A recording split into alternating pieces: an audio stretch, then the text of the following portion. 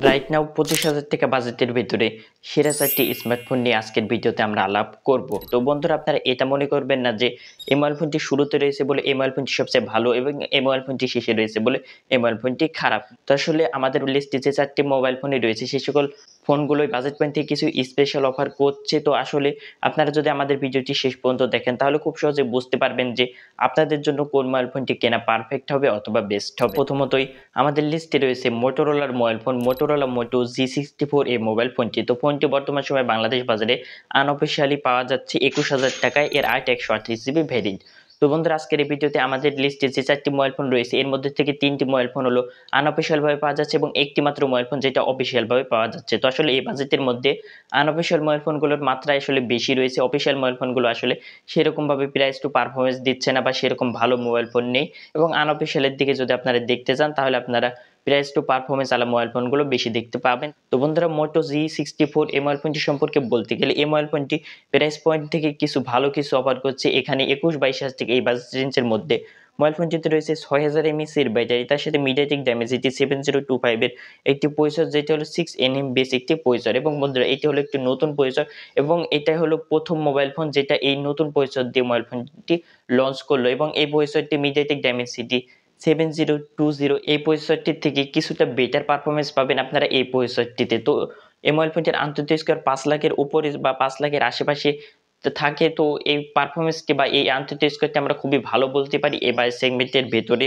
এছাড়া মোবাইল ফোনটিতে রয়েছে মোটোরোলার ইউআই, যেটা আপনারা সকলেই জানেন যে মোটোরোলার ইউআই বেশ ক্লিন এবং বেশ কাজের একটি ইউআই হয়ে থাকে। তো আসলে সেরার কাতারের একটি ইউআই হলো মোটোরোলার ইউআই। তো একটি বেস্ট ইউআই যদি চান তাহলে আপনারা এই মোবাইল ফোনটি দেখতে পারেন। এছাড়া মোবাইল ফোনটির ক্যামেরাতে আপনারা ওআইএস এর সাপোর্ট পেয়ে যাবেন যেটা হলো 50 মেগাপিক্সেলের। এছাড়া তার সাথে রয়েছে একটি আল্ট্রা ওয়াইড লেন্স যেটা হলো 8 মেগাপিক্সেলের আল্ট্রা ওয়াইড লেন্স এবং বন্ধুরা এখানে মজার বিষয় হলো এর যে আল্ট্রা ওয়াইড লেন্সটি রয়েছে সেটাকে আপনারা ইচ্ছা করলে মাইক্রোতে সুইচ করে মাইক্রো মোডেও ছবি তুলতে পারবেন, যেটাও খুবই দুর্দান্ত চলে আসে। এছাড়া মোবাইল ফোনটির ডিসপ্লেতে রয়েছে একটি IPS LCD full HD plus 120 হার্টজের ডিসপ্লে, যার সাইজ হলো 6.5 ইঞ্চ। তো বন্ধুরা এখানে মোবাইল ফোনটির ক্ষেত্রে সকল বিষয়গুলো আপনাদের কাছে ভালো লাগলেও একটি বিষয় খারাপ লাগতে পারে, সেটি হলো ডিসপ্লে। এখানে তারা আইপিএস ডিসপ্লে ব্যবহার করেছে। তো অনেকে আসলে 21-22 প্রাইস সেগমেন্টের ভেতরে সুপার অ্যামোলেড অথবা অ্যামোলেড ডিসপ্লে চেয়ে থাকেন, সেই দিক দিয়ে এই মোবাইল ফোনটি একটু খারাপ হতে পারে। এছাড়া মোবাইল ফোনটির বাদবাকি যে সকল বিষয়গুলো রয়েছে সেই সকল বিষয়গুলো প্রাইস পয়েন্ট থেকে আসলে দুর্দান্ত কিছু অফার করছে। তো আসলে একটি মোবাইল ফোন নিতে গেলে কোনো না কোনো দিক একটি কমতি থাকে। দেন বন্ধুরা পরবর্তীতে আমাদের লিস্টে রয়েছে স্যামসাং এর মোবাইল ফোন। তো যারা আসলে এই 21-22-25 হাজার টাকার মধ্যে স্যামসাং এর একটি মোবাইল ফোন কিনতে চাচ্ছেন তাদের জন্য এই মোবাইল ফোনটি সেরা হতে পারে। তো আমাদের লিস্টে নাম্বার 2 রয়েছে স্যামসাং গ্যালাক্সি A25 এই মোবাইল ফোনটি। তো এই মোবাইল ফোনটি রাইট নাও বাংলাদেশ বাজারে আনঅফিসিয়ালি 23,500 টাকায় পাওয়া যায় এবং এই বাজেটের মধ্যে মোবাইল ফোনটিতে রয়েছে একটি super AMOLED full HD plus 120 হার্টজের ডিসপ্লে, যার সাইজ হলো 6.5 ইঞ্চ। তো আসলে যাদের সুপার অ্যামোলেড বা অ্যামোলেড ডিসপ্লে প্রয়োজন তারা এই মোবাইল ফোনটিকে অবশ্যই দেখতে পারেন। এছাড়া ডিসপ্লেতে রয়েছে 1000 নিটস পিক ব্রাইটনেস, যার ফলে ব্রাইটনেসটিও বা ডিসপ্লেতেও খুবই ব্রাইট রয়েছে। এছাড়া ফোনটির ক্যামেরাতে রয়েছে ট্রিপল ক্যামেরা সেটআপ, যেখানে রয়েছে 50 মেগাপিক্সেলের মেইন ক্যামেরা যেখানে ওআইএস এর সাপোর্ট পেয়ে যাবেন। তার সাথে রয়েছে একটি আল্ট্রা ওয়াইড ক্যামেরা লেন্স এবং রয়েছে একটি 2 মেগাপিক্সেলের একটি মাইক্রো লেন্স এবং ফোনটির ক্যামেরা দিয়ে সর্বোচ্চ 4K তে ভিডিও শুটিং করা যাবে, এটিও একটি ভালো দিক বলতে পারি। এছাড়া মোবাইল ফোনটিতে রয়েছে একটি এক্সিনোস 1280 প্রসেসর যেটা হলো 5nm বেস একটি প্রসেসর এবং মোবাইল ফোনটিতে 4 বছরের ওএস আপডেট এবং 5 বছরের সিকিউরিটি আপডেট পাওয়া যাবে। তো এই মোবাইল ফোনটি বর্তমানে রান করছে অ্যান্ড্রয়েড 14 এর সাথে, অর্থাৎ আপনারা এই মোবাইল ফোনটিতে অ্যান্ড্রয়েড 18 পর্যন্ত আপডেট পেয়ে যাবেন। এটা আসলে লং টাইম ব্যবহারের ক্ষেত্রে একটি বড় ধরনের প্লাস পয়েন্ট হয়ে আসে।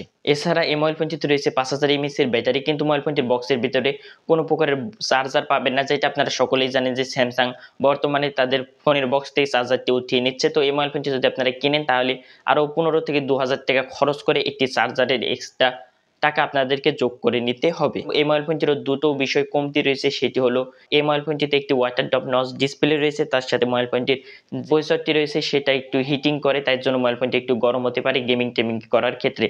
তো আসলে যারা এই বাজেটের মধ্যে একটি সেরা গেমিং আলা মোবাইল ফোন কিনতে চাচ্ছেন তাদের জন্য একটি বেস্ট না হতে পারে, কিন্তু যারা এই বাজেটের মধ্যে একটি স্যামসাং এর মোবাইল ফোন কিনতে চাচ্ছেন, তার সাথে লং টাইম ব্যবহার করতে চাচ্ছেন, তার সাথে একটি ভালো ক্যামেরা চাচ্ছেন, তাদের জন্য এই মোবাইল ফোনটি পারফেক্ট হতে পারে।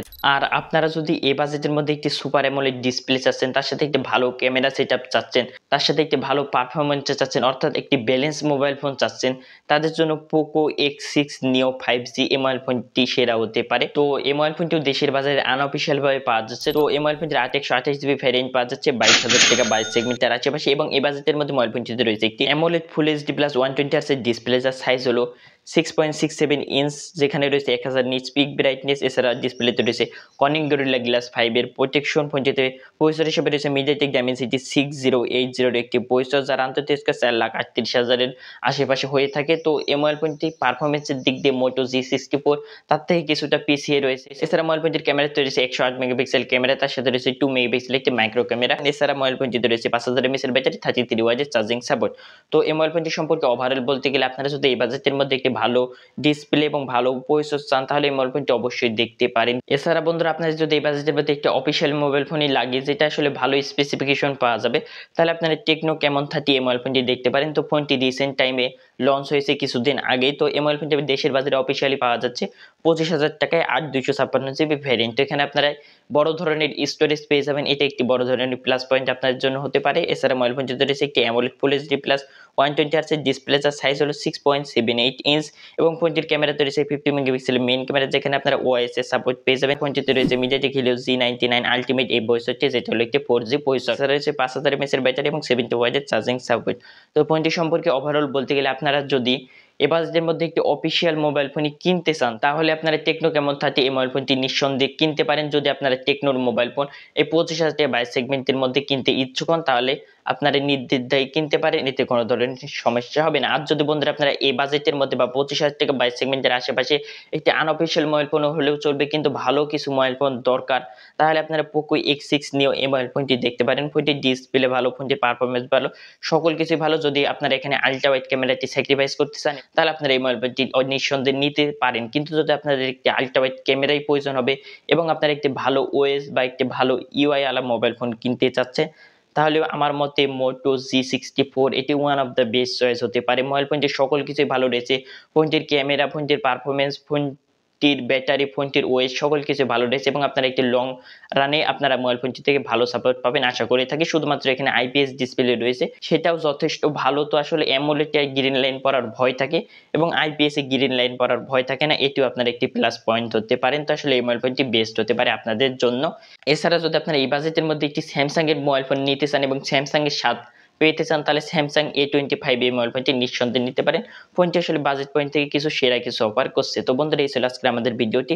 তো আসলে আপনাদের 25,000 টাকা বাজেটের মধ্যে যদি একটি মোবাইল ফোন কিনতে চান তাহলে আপনাদের কোনটি আসলে বেশি প্রয়োজন আপনারা খুব সহজেই ডিসিশন মেক করতে পারবেন আজকের ভিডিওটি যদি আপনারা এই পর্যন্ত কন্টিনিউ করেন তাহলে। তো বন্ধুরা আশা করি ভিডিওটি ভালো লেগেছে, যদি ভালো লাগে like comment share and subscribe করা ভুলবেন না। দেখা হচ্ছে পরবর্তী কোনো ভিডিওতে, ততক্ষণ পর্যন্ত ভালো থাকবেন, সুস্থ থাকবেন, আল্লাহ হাফেজ।